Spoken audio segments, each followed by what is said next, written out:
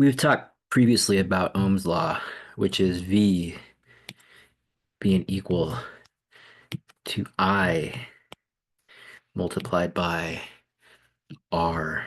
So V is the electric potential, and then if there's an electric potential difference, charge is going to move from higher potential to lower potential. And the blue I you can think of as the flow of that charge moving from a higher potential to a lower potential. And you can think of the red R as any resistance that flow charge encounters as it's flowing from higher potential to lower potential. So I want to show you how you can use Ohm's law to take electric circuits and simplify them. Sometimes electric circuits can get kind of messy, kind of complicated, and so it makes sense to simplify the circuits when you can.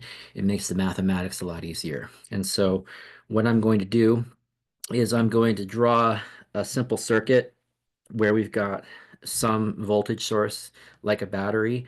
We're going to say that it's going to have some total voltage across the terminals.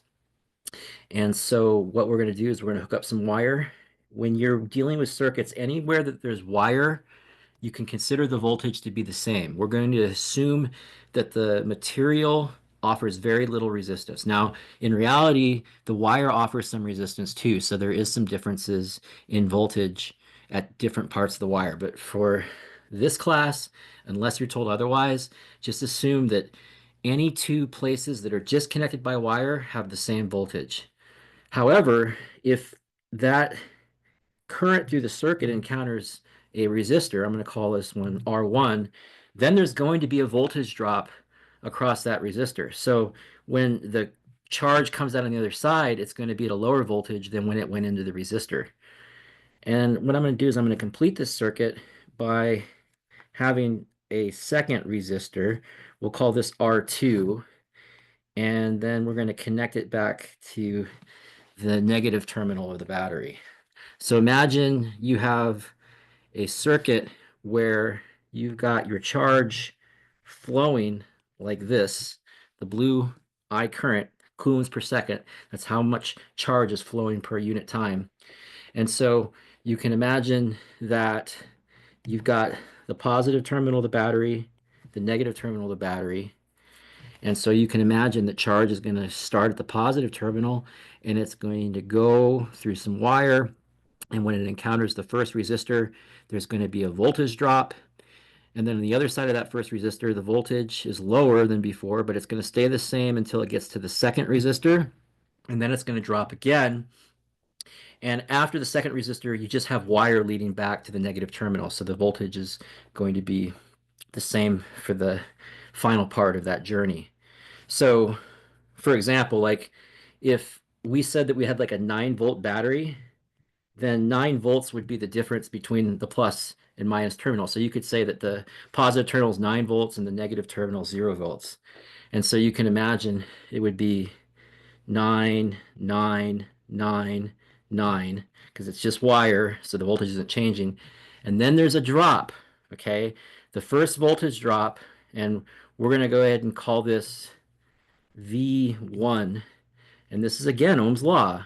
And so whatever the current I going through that resistor is, and whatever the resistance R1 is, that's what the voltage drop is. And so in this region right here, you're going to have a voltage that is less than 9. It's going to be 9 minus whatever IR1 was. And then you're going to have another voltage drop across R2. And so we're going to call this V2 equals IR2.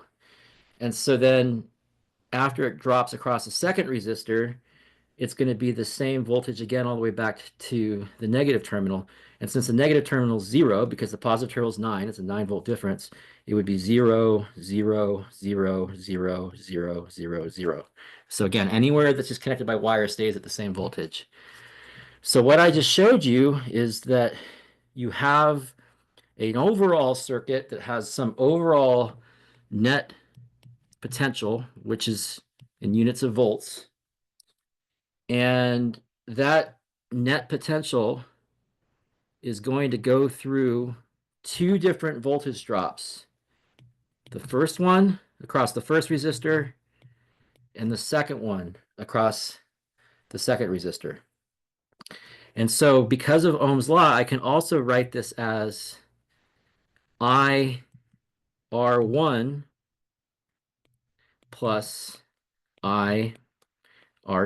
The current's the same through both the resistors, but the resistors are different.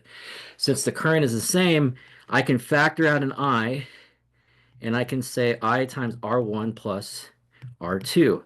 So it looks like the total voltage for the circuit has some current and then some total resistance. And so this term right here, we call the equivalent resistance. So the total voltage for the entire circuit is the current flowing through the circuit times whatever the equivalent resistance of the circuit is. And in this particular case, what is Req? It's just R1 plus R2. So what you've just seen here is what we would call two resistors that are aligned in series. Okay, and so by series, it means that there are different voltages at the beginning of the first resistor versus the voltage at the beginning of the second resistor. By the time charge gets to the second resistor, it's already gone through a voltage drop. So I can't emphasize enough. You do not have the same voltages going into the first resistor as you have the second resistor.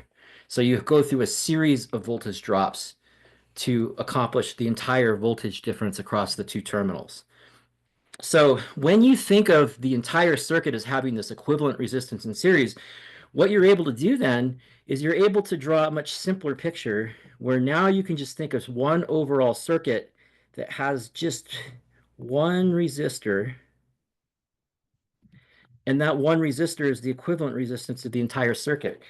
So you could have the same 9-volt battery right here, and it's agnostic whether you have 2 resistors, 3 resistors, 4 resistors, 5 resistors, an infinite number of resistors in series with each other. It just has an overall load, and that's the equivalent resistance.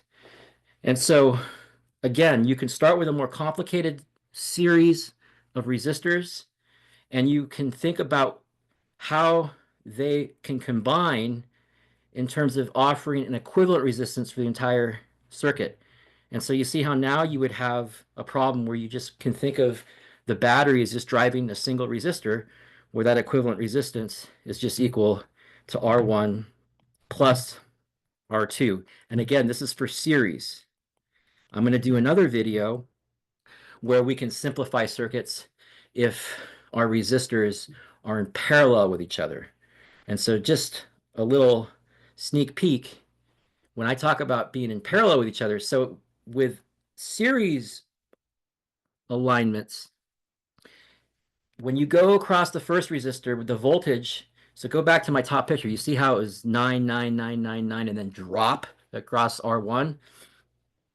And then you have something less than 9 before you do the final drop across R2.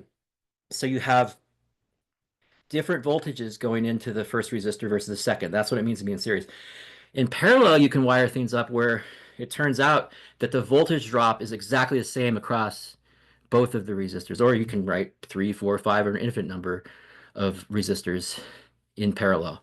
And so in the next video, I'm going to show how you can use Ohm's law to take a circuit with resistors in parallel and figure out what that equivalent resistance is. Ohm's law is very handy when it comes to electric circuitry and simplifying complicated problems into mathematically simpler ones.